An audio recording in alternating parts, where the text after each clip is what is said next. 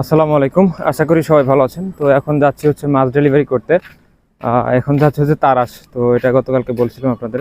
তো এখন যাচ্ছি সেই মাছ নিয়ে, এখন হচ্ছে তারাস রওনা দিছি, বাসা থেকে বের হয়েছি। তো এই যে দেখেন, এখানে হচ্ছে মাছগুলো আছে।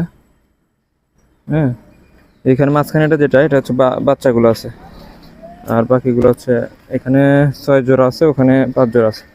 আলাদা আলাদা আলাদা পলিতে নিছি, কারণ হচ্ছে একটাতে আবার দেখা যাবে যে অক্সিজেনের অভাব হইতে পারে আর কি। এর জন্য হচ্ছে দুইটাতে নিছি আর কি, আর বাচ্চাগুলো আলাদা একটা পলিতে দিছি।